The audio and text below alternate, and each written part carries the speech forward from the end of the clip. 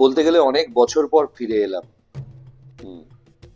এই যে আমাদের চ্যানেল ক্রাইম মাস্টার ডোডো এবং সেই চ্যানেলের যে সেই স্পেসিফিক পডকাস্ট সত্যি ভূতের গল্প, এটা 2023 সালে শুরু হয়েছিল এবং 2023 সালে প্রায় 70টার বেশি এপিসোডস আমরা করেছিলাম। তারপরেও প্রায় 8টা মতো এপিসোড আমরা করেছিলাম, মানে টোটালি 78 এপিসোডস অলরেডি আমরা রিলিজ করেছি আমাদের এই চ্যানেলে। এবং সত্যিভূতের গল্পে ম্যাসিভ রেসপন্স পেয়েছি তোমাদের মতো বন্ধুদের কাছ থেকে, এবং আমি চিরকৃতজ্ঞ। এবং বেশ কিছু বছর ধরে দেখছি ভূতের গল্প বা ঢপের যে সমস্ত ভৌতিক কাহিনী বিভিন্ন ইউটিউবাররা, হঠাৎ করে গজিয়ে ওঠা ইউটিউবার বা হঠাৎ করে তৈরি হয়ে যাওয়া ইউটিউবার, গতকাল ছাপড়ি ভিডিও বানাতো, আজকে হঠাৎ করে তারা ইউটিউবার হয়ে গেছে। তারাও দেখছি এখন তান্ত্রিকদের, নকল তান্ত্রিক, স্পিরিচুয়াল নিয়ে কথা বলছে, তাদেরকে ইন্টারভিউ করছে।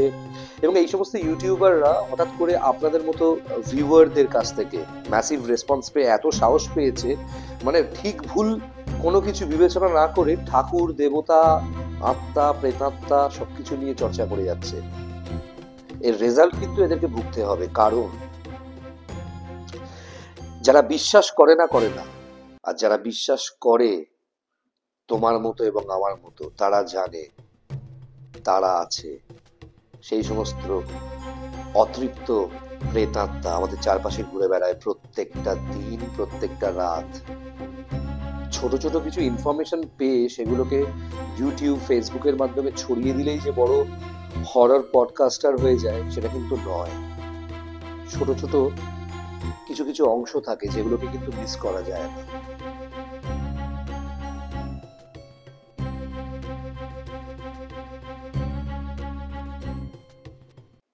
আমাদের প্রত্যেকের জীবনেই এমন অনেক ঘটনা ঘটে যেগুলো মানে আদতে ঠিক করে দেখলে তোমরা সেভাবে কোনো জাস্টিফিকেশন বা ক্ল্যারিফিকেশন পাবে না। এমন কিছু ঘটনা ঘটে যেগুলো খালি চোখে দেখলে তোমরা কিন্তু বুঝতে পারবে যে সাধারণ জীবনযাপনের মধ্যে এই সমস্ত ঘটনা না ঘটাই শ্রেয়। এমন প্রচুর ঘটনা আমাদের চারপাশে ঘটে। অনেকে বলে হ্যাঁ এ তো হওয়ার ছিল তাই হয়েছে, অনেকে বলে হ্যাঁ সাইন্টিফিক কোনো একটা পেছনে কারণ আছে যে কারণে এরা হচ্ছে, অনেকে আবার এমনিতেই উড়িয়ে দেয় সেই ঘটনাগুলো। কিন্তু প্রত্যেকটা ঘটনার পেছনে একটা না অ্যাকশন থাকে। ওই যে নিউটন বলেছিলেন, প্রত্যেকটা অ্যাকশনের একটা করে রিয়াকশন থাকে। আজকে যে সত্যি ভূতের গল্প তোমাদের সামনে আমি রাখবো, সেটা কিন্তু আমার খুব পরিচিত এক ভদ্রলোক, তার কাছ থেকে আমার শোনা, এবং সেটা ঘটেছিল। সেই জায়গায় গিয়ে আমি বিবরণ শুনেছি, এবং এমন কিছু জিনিস এই ঘটনার সাথে ওতপ্রোতভাবে জড়িত যেগুলো প্রমাণ পেয়েছি বলেই আজকে তোমাদের সামনে রাখছি। বর্তমানে আমি থাকি হায়দ্রাবাদে। বিগত বেশ কিছু মাস ধরে হায়দ্রাবাদে আমাকে থাকতে হচ্ছে, কারণ আমার শুটিং এখানে চলে। আমি নিজে গান বানাচ্ছি এখানে, আর্ট ডিরেকশন করছি। এবং আজকে যে ঘটনাটা তোমাদের সবার সামনে রাখবো, সেটা খুবই পরিচিত একটি জায়গার, পৃথিবীর মধ্যে কি বলবো, মানে একটা ওয়ান্ডার বলতে পারো, রামোজি ফিল্ম সিটি। হ্যাঁ, রামোজি ফিল্ম সিটির প্রেতাত্মাকে নিয়ে আজকে এই সত্যি ভূতের গল্প তোমাদের সবার সামনে। অনেক কম বয়সে বাংলাদেশ থেকে চলে এসেছিল পশ্চিমবঙ্গে। নিজে একজন ফিটনেস ফ্রিক, একজন ডান্সার, একজন কোরিওগ্রাফার, এবং দীর্ঘদিন ধরে মার্শাল আর্টসের প্র্যাকটিস করা এই যে ব্যক্তি, তার নাম হচ্ছে বিনয় দেবনাথ। এবং তার মুখ থেকে এই ঘটনাটা শোনা, এবং ভদ্রলোক রিসেন্টলি মানে মহাপ্রভু চৈতন্যের দীক্ষা নেওয়াতে মাছ মাংস তো ছেড়েই দিয়েছে, ইনফ্যাক্ট পেঁয়াজ রসুন এসবও খায় না, জৈন ফুড খায়। কিভাবে আলাপ তার সাথে, এই বিনয় দেবনাথ বাংলাদেশ থেকে চলে এসে হাবড়ায় কিছুদিন ছিলেন, মানে হাবড়ায় কিছু বছর ছিলেন। ওনার মা বাবা সবাই হাবড়াতেই ছিলেন, মা বাবা সবাই গত হয়েছেন বেশ কিছু বছর। 2006 সালে বিনয় দেবনাথ রামোজি ফিল্ম সিটি চলে আসে। কিভাবে, ওই 2005-06 ওই সময় যারা ডান্স করতো, বা গ্রাম বাংলায় আমাদের দেখা যায় যারা ধরো ট্যালেন্টেড ডান্সার, কোরিওগ্রাফার, অভিনেতা, সাইড রোল করার জন্য ইন্টারেস্টেড, তারা কলকাতায় অনেক বছর চেষ্টা করার পর তারা ডিরেক্ট হায়দ্রাবাদের রামোজি ফিল্ম সিটিতে ট্রাই করতে শুরু করে। তাদের মধ্যে বিনয় দেবনাথ একজন। ওর চেনা বেশ কিছু বাঙালিরাও হায়দ্রাবাদে সেই সময় কোরিওগ্রাফি করতে গেছিল, নাচতে গেছিল। তাদের অনুসরণ করেই বিনয় দেবনাথ হায়দ্রাবাদে চলে আসে রামোজি ফিল্ম সিটিতে। এবং রামোজি ফিল্ম সিটিতে ডান্সার মানে যে সিনেমার পেছনে নাচবে সেটা কিন্তু নয়, এটা জেনে রাখো। রামোজি ফিল্ম সিটির ডান্সার মানে হচ্ছে তোমার ওখানে বিভিন্ন ধরনের কি বলবো শোজ হয়। রামোজি ফিল্ম সিটিতে বিভিন্ন ধরনের শোজ হয়। সেই শোজে মানে ধরো তুমি রামোজি ফিল্ম সিটিতে টিকিট কেটে ঢুকলে, ওখানে তুমি এমনি ঢুকতে পারবে না, তোমায় টিকিট কাটতে হবে।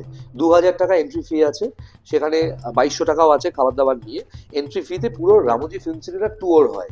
তুমি যদি শুটিং করতে যাও সেটা আলাদা, কিন্তু তুমি যখন দর্শক হিসেবে রামোজি ফিল্ম সিটি যাবে, ট্যুর করতে যাবে, তখন তোমার 2,000-2,500 টাকা লাগবে। প্রায় 6-7 ঘন্টা লাগে পুরো রামোজি ফিল্ম সিটিটা ট্যুর করতে, শেষ করতে, এত বড় এরিয়া। এবং সেই রামোজি ফিল্ম সিটিতে যে ওই যে ট্যুর করে যখন দর্শকরা, ওখানে বিভিন্ন জোনে কোনো জায়গায় দেখায় যে গ্রিস, কোনো জায়গায় দেখায় প্যারিস, কোনো জায়গায় জাপানের এই যে ডিজাইনস গুলো রয়েছে, বা বাহুবলী যে সেট, এই সামনে পারফরমেন্স হয়। মানে এই সামনে তুমি চাইলে এখানে পারফরমেন্স দেখতে পাবে বিভিন্ন অ্যাক্টর অ্যাক্ট্রেসের। মানে এই সমস্ত ছোট ছোট ডান্সার অ্যাক্টররা যারা কলকাতা থেকে, বিভিন্ন রাজ্য থেকে, কেউ নেপাল থেকে, কেউ বিহার থেকে, কেউ বিভিন্ন জায়গা থেকে, বিভিন্ন দেশ থেকে আসে এখানে কাজ করবে বলে, তাদেরকে রিহার্সাল করিয়ে এখানে পারফর্ম করানো হয়। ধরো একটা বাস দর্শকদের নিয়ে ট্যুর করছে রামোজি ফিল্ম সিটি, এবার বিভিন্ন একটা তুমি ধরো গ্রিস থিমের যে জায়গাটা, সেখান থেকে তুমি ক্রস করছো, সেখানে গ্রিসের কিছু, এথেন্সের কিছু ডান্সার ডান্স করছে। এই ডান্সারদের অ্যাপয়েন্ট করা হতো, এখনো হয় ইনফ্যাক্ট। তখনকার দিনে 3,500 টাকা স্যালারিতে বিনয় দেবনাথ ওখানে চাকরিতে ঢোকে এই কাজটা করবে বলে। এবং প্রথম দিন ঢুকেই একটু কনফিউজ থাকে যে ও তো ডান্স সেভাবে জানে না, ও মার্শাল আর্টস করতো, এবং কেউ ডান্স করলে সেটাকে নকল করতে পারে, প্রপার ডান্স ফর্ম যেটা, ডান্স শেখেনি কোনোদিন। ও ভয়তে ছিল যদি ওকে জিজ্ঞেস করে ও কিভাবে উত্তর দেবে। যাই হোক, ফাইনালি চাকরিটা পাকা হয়ে যায়, দীর্ঘদিন ধরে থাকতে শুরু করে। এবং ওখানে ওর আরেকজন বন্ধু সঙ্গে আলাপ হয়, যার নাম প্রদীপ। এবং এই প্রদীপ আর বিনয় একসাথে দীর্ঘদিন ধরে এই রামোজি ফিল্ম সিটিতে একসাথে থাকতে শুরু করে, একসাথে এই কাজটা করতে শুরু করে। আস্তে আস্তে 200 টাকা 300 টাকা করে বছরে স্যালারি বাড়ে, এবং অনেক বছর রামোজিতে ওরা থাকে।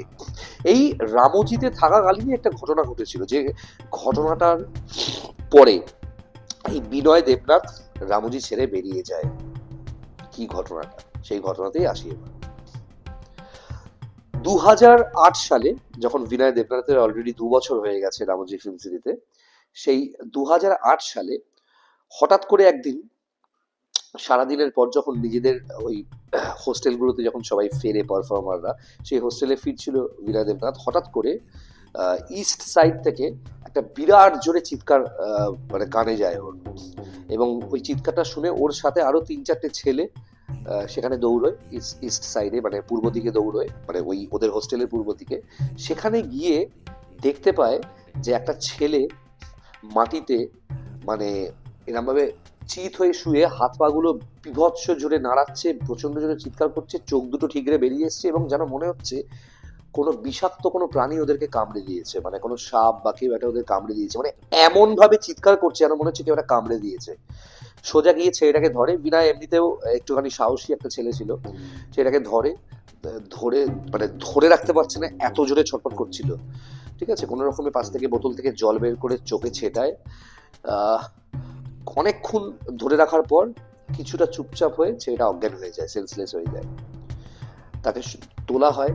তোলার পর তাকে জিজ্ঞেস করা কি হয়েছিল, সে বলে কিছুই হয়নি, এখান দিয়ে যাচ্ছিলাম আমি হেঁটে, আমিও হোস্টেলে ফিরছিলাম, মানে ইস্ট যে জোন আছে হোস্টেলে সেখানে ফিরছিলাম, হঠাৎ করে কেউ একটা পেছন থেকে আমাকে ডাকে, কি ভাষায় ডাকে বুঝতে পারি না, যেন মনে হলো তেলেগুতে ডাকছে কেউ একটা। এবং নর্মালি কি হয়, রামোজিতে কোনো বাঙালি যাক বা বিহারি যাক বা উড়িষ্যার লোকজন যাক, তেলেগু শুনে শুনে এমন একটা অভ্যেস হয়ে যাবে, তেলেগু যে কেউ বুঝতে পারবে। যেন আমি কিছু কিছু তেলেগু বুঝতে পারি, আমি অনেক সেন্টেন্সও বুঝতে পারি কেউ তেলেগুতে কিছু প্রশ্ন করলে আমাকে। যাই হোক, তেলেগুতে কেউ একটা ছেলেটিকে ডাকে, এবং ডাকার পর সেই ছেলেটি পেছন ঘুরে তাকায়, তাকিয়ে দেখে যে একটা ছায়া মূর্তি, একটা অন্ধকারে কিছু একটা একটা মানে ঝাঁকড়া গাছের নিচে দাঁড়িয়ে আছে। এবং পাহাড়ি এরিয়া, প্রচুর ধরনের জীবজন্তু আছে, এরা মানুষকে দেখে ভয় পায়নি। সোজা গিয়ে মানে আবছা একটা লোককে দেখতে পাচ্ছে গাছের তলায়, তখন অন্ধকার হয়ে গেছে অলরেডি, আবছা দেখা যাচ্ছে, যেটাকে আমি ছায়ামূর্তি বলছি। সামনে গিয়ে ছেলেটার গায়ে এরকম ভাবে হাত দিতে গেছে, হঠাৎ করে একটা শক লাগার মতো লেগেছে, এরকম ভাবে পড়ে গেছে। এবং জ্ঞানটা ফেরার পর বিনয় সেই ছেলেটিকে নিয়ে সেই সেম গাছের তলায় যায়, গিয়ে দেখে কেউ ওখানে নেই। এবং যেমন কথা তেমন কাজ। বিনয় বলে, তোর তোর কোনো একটা কিছু বুঝতে ভুল হচ্ছে, তুই নিশ্চয়ই নেশা ফেশা করছিস আজকাল, নিশ্চয়ই কোনো একটা নেশাবান কিছু একটা করছিস। যাই হোক, সে সেই রাতটা ওইভাবে কাটলো। বিনয়ের তো মানে বিনয় দেবনাথের এসব কোনো ভয় নেই। আর তখনকার বিনয় দেবনাথ ঝাগড়া ঝাগড়া বড় চুল। এবং তোমাদেরকে আমি গল্পের মাঝে বলে রাখি, বিনয় দেবনাথ কে জানো একটা পরিচয়? এই বিনয় দেবনাথ হচ্ছে 2011 সালের ইন্ডিয়াস গট ট্যালেন্ট, যেটা হয়েছিল কালার্স টিভিতে বম্বেতে, সেই ইন্ডিয়াস গট ট্যালেন্টের রানার আপ ছিল। একবার তোমরা ইউটিউবে গিয়ে সার্চ করো বিনয় দেবনাথ ইন্ডিয়াস গট ট্যালেন্ট, তোমরা পেয়ে যাবে। কতটা ফিট, কতটা সাহসী একটা লোক। তখন বড় চুল ছিল, একটা অন্য স্টাইলে থাকতো, মাস্কিউলার চেহারা ছিল। এবং এই হচ্ছে ব্যাপার। এবং বিনয় দা তো মানে পরের দিন থেকে নর্মাল লাইফস্টাইলে যেভাবে ঘোরে করছিল, ঘুরছে, কাজ করছে, রান্না করছে, খাচ্ছে, আবার সকালে শো করছে, সন্ধে হওয়ার আগে রিহার্সাল হয়, কোনো স্পেশাল কোনো ইভেন্ট হলে তার শোতে পার্টিসিপেট করছে এবং সেভাবে করছে। সেদিন ছিল কোনো একটা শনিবার। বিনয়দা হেঁটে হেঁটে আসছিল এবং নিজের হোস্টেলের দিকেই ফিরছিল। হঠাৎ করে বিনয়দা চোখে পড়ে দূরে একটা মেয়ে বিভৎস চেঁচিয়ে কাঁদছে। এবং মেয়েটাকে দেখে নর্থ ইন্ডিয়ান মনে হচ্ছে, টিপিক্যাল সাউথ ইন্ডিয়ান যেরকম দেখতে হয় বা যেরকম লাইফস্টাইল, যেরকম পোশাক হয় সেরকম নয়, নর্থ ইন্ডিয়ান কোনো একটা মেয়ে। সে দূরে চেঁচিয়ে কাঁদছে এবং কাঁদছে একটা গাছের দিকে মাথাটা উঁচু করে কাঁদছে। দৌড়ে সেখানে যায় বিনয় এবং মেয়েটিকে জিজ্ঞেস করে হিন্দি ভাষায়, ক্যা হুয়া, রো রে কিউ? এবং এই কথাটা শোনার পর না, মানে মেয়েটা বিনয়ের দিকে খুব একটা ভ্রুক্ষেপ করে না, আরো চেঁচিয়ে তারস্বরে কাঁদতে থাকে। বিনয় মেয়েটিকে আরো বোঝাতে চেষ্টা করেছে যে কি হয়েছে, তুমি কাঁদছো কেন? মানে হিন্দিতে বলছে, কাঁদছো কেন, কি হয়েছে, এত দুঃখ কিসের? আর কে তুমি, কোথায় থাকো, এখানে এই এই এই এই মুহূর্তে এখানে কাঁদছো কেন? তুমি তুমি কোন হোস্টেলে থাকো, কত নম্বর হোস্টেলে থাকো? এই জিজ্ঞেস করতে করতে মেয়েটা কোনো উত্তর দিচ্ছে না। মেয়েটা বিনয়কে যেন দেখতেই পাচ্ছে না। এরম করতে করতে হঠাৎ করে বিনয় মেয়েটার সামনে গিয়ে মেয়েটার ঘাড়ের এখানে একটা হাত দিয়ে মেয়েটাকে নিজের দিকে ফেরাতে গেছে। যে এক্স্যাক্টলি কেন কাঁদছে, কোনো বাজে ইন্টেনশন ছিল না বিনয়, জাস্ট এমনি জানতে গেছে কি হয়েছে, প্রপারলি চোখে চোখ রেখে জিজ্ঞেস করবে।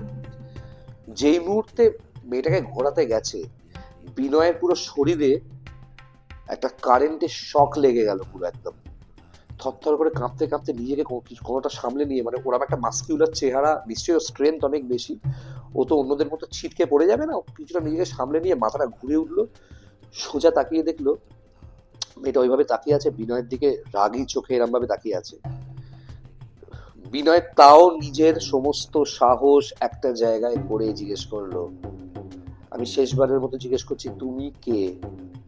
মেয়েটা সোজা নিজের আঙুলটা এরম ভাবে ওপর দিকে দেখালো, মানে গাছের উপরে এভাবে দেখালো। বিনয় দেখলো, এ দেখো ঘটনাটা বলতে আমার নিজেরও গায়ে কাটা দিচ্ছে, দেখো দেখো আমার নিজের গায়ে কাটা দিচ্ছে, দেখো নিজের গায়ে কাটা দিচ্ছে, দেখো দেখো। বিনয় দেখলো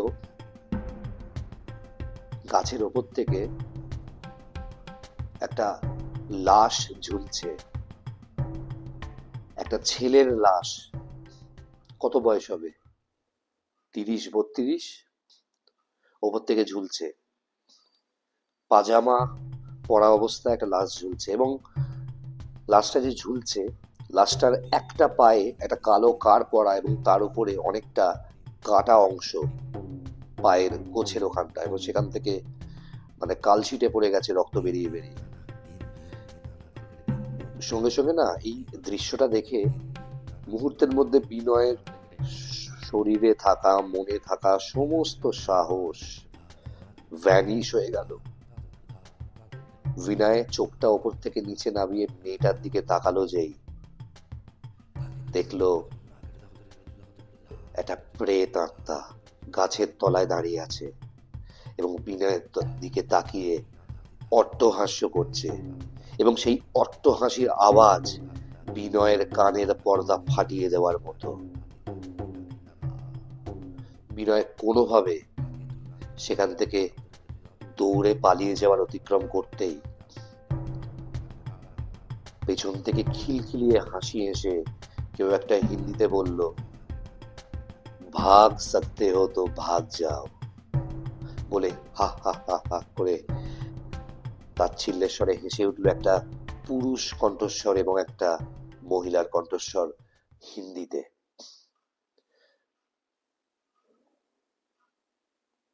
কখন জ্ঞান ফিরেছিল কারোর মনে নেই, কিন্তু বিনয়ের মানে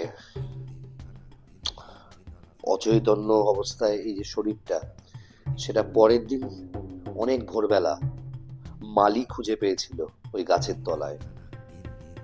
এবং ওই যে গাছের তলা, এই গাছটা অনেক পুরনো একটা বট গাছ, যেটা রামোজি ফিল্ম সিটিতে কোনোদিন কাটা হয় না, এবং এই গাছের তলায় অনেক শুটিংও হয়, কিন্তু ওই গাছের সামনে চটি পড়ে কাউকে অ্যালাউ করা হয় না, কোনো বড় সেলিব্রিটিকেও অ্যালাউ করা হয় না। রামোজি ফিল্ম সিটিতে হেলিপ্যাড আছে, অনেক বড় বড় সেলিব্রিটি ওখানে হায়দ্রাবাদের জেনারেল ট্রাফিক অ্যাভয়েড করার জন্যে হেলিকপ্টারে করে আসে, কিন্তু যেই আসুক না কেন জুতো পরে চটি পরে মোজা পরে কাউকে অ্যালাউ করা হয় না ওই গাছের তলাটা।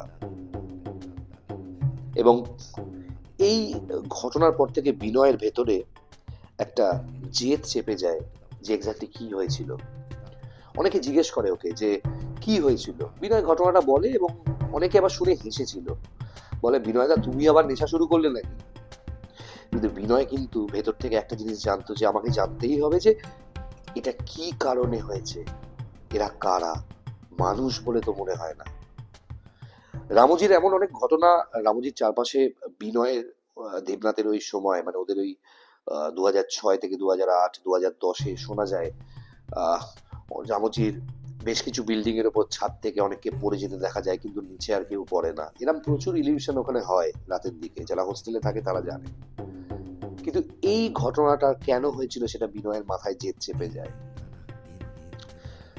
কলকাতা থেকে আরেকজন জয়েন করে অর্ণব পাল বলে এই হায়দ্রাবাদের রামোজি ফিল্ম সিটিতে, যিনি একজন ম্যাজিশিয়ান, এবং এই ম্যাজিশিয়ান কে রামোজি অ্যাপয়েন্ট করে তখনকার দিনে 4,000 টাকা মাইনে দিয়ে সারা মাসে।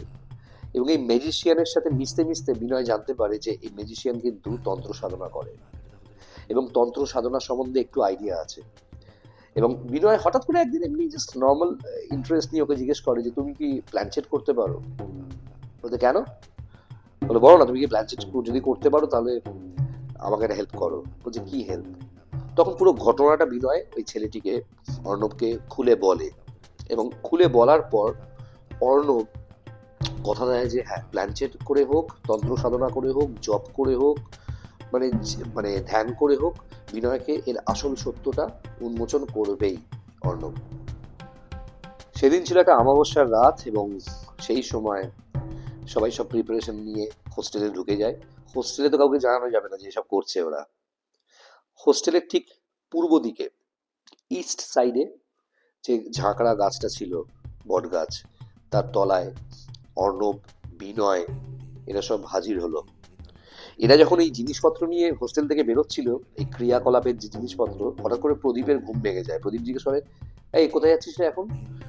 প্রদীপ খুব ডিসিপ্লিন একজন মানে ছেলে ছিল, মানে খুব ডিসিপ্লিন। ও এইসব হঠাৎ করে মানে নিয়ম বিরুদ্ধ কাজকর্মে একদম সম্মতি ছিল না। যখন বেরোচ্ছিল, বিনয় কোন রকমের প্রদীপকে বলে তুই তুই ঘুমো, এখন তোকে বেরোতে হবে না, আর কাউকে বলে বেড়াস না যে আমরা এখন বেরোচ্ছি। বলে বাবা সাবধানে ফিরিস। প্রদীপ এটা বলে ঘুমিয়ে পড়ে। যাই হোক, সেই ঝাঁকড়া গাছের তলায় পৌঁছয় জিনিসপত্র নিয়ে, এবং পৌঁছানোর পর ক্রিয়াকলাপ শুরু হতে তখনও প্রায় ঘন্টাখানেক দেরি ছিল। তখন বেজেছিল রাত 11টা। ওদের কথা ছিল রাত 12টায় শুরু করবে। হঠাৎ করে এমন ঝড় শুরু হয়, ওদের জ্বালানো সমস্ত প্রদীপ ওখান থেকে নিভে যায়। ওরা বলে আমরা অপেক্ষা করব কিছুক্ষণের জন্য। এরম ভাবে আরো একবার প্রদীপগুলো জ্বালালো, সবকিছু রেডি করছিল, যজ্ঞের কাঠফাটগুলো রাখছিল। তারপরে আবার একটা ঝড় আসে, প্রচন্ড বৃষ্টি শুরু হয়, সবকিছু নিভে যায়। বাধ্য হয়ে হোস্টেলে ফিরে আসে অর্ণব এবং বিনয় দেবনাথ। হোস্টেলে ফিরে আসার পর তখন বাজে রাত্রির 2:30। হোস্টেলে ফিরে অর্ণব তো ঘুমিয়েই পড়েছিল। হঠাৎ করে বিনয় পাশ থেকে অর্ণবকে জোর করে ডেকে তোলে, এই ওঠো ওঠো ওঠো ওঠো, বৃষ্টি থেমে গেছে, বৃষ্টি থেমে গেছে, বৃষ্টি থেমে গেছে, চারপাশটা পুরো শুনশান হয়ে গেছে, চলো চলো চলো। অর্ণব বলছে আজকে আর হবে না, এখনই 2:30 বাজে। বললো আরে বাবা 12টা থেকে চেষ্টা করছি, এতবার চেষ্টা করছি, একবার চলো চলো বলে অর্ণবকে নিয়ে বিনয় গেল সেই পূর্ব দিকের সেই বট গাছের প্রাঙ্গণে। সেই বট গাছের প্রাঙ্গণে পৌঁছে আবার নতুন করে যজ্ঞের কাঠফাট সাজিয়ে প্রদীপগুলো জ্বালালো। তখন বাজে 2:45। হালকা হাওয়া দিচ্ছিল ঠিকই, কিন্তু সেই হাওয়া এতটাও শক্তিশালী নয় যাতে প্রদীপকে নিভিয়ে দিতে পারে। সেই অবস্থায় বিনয় দেবনাথ এবং এই অর্ণব পাল একদম তোড়জোড় শুরু করে পুজোর। বিনয় প্রথমেই জিজ্ঞেস করে ফেলে ভুল করে অর্ণবকে, এখন কি প্ল্যান চেট করবে? বলছে একদম চুপ, যদি এটা কোনো অশরীরী ডেরা হয়ে থাকে, ওদের নাম, কোনো ক্রিয়া, কোনো কিছু নিয়ে এখানে উচ্চারণও করতে পারবে না। তারপর থেকে বিনয় পুরো একদম চুপ করে যায়। ক্রিয়া শুরু হয়, প্রথমে গভীর ধ্যানে মগ্ন হয়ে যায় অর্ণব এবং পাশে বসে থাকে বিনয়। যতটা জায়গায় ওরা বসেছিল চারপাশ থেকে একটা সার্কেল চক দিয়ে কাটা হয় এবং ভেতরে ধূপ ধুনো সবকিছু দেওয়া হয়। যজ্ঞের কাঠের ভেতরে আস্তে আস্তে ঘি, বেলপাতার উপর দিয়ে মধু, বেলপাতা সবকিছু দিতে থাকে এক এক করে অর্ণব। রামোজি ফিল্ম সিটির যে সব থেকে বড় ঘড়িটা, তাতে বেজে ওঠে রাত্রির 3টে। ধ্যানে মগ্ন অর্ণব, কিন্তু বিনয় দেবনাথের হুঁশ চকচক করছিল একদম।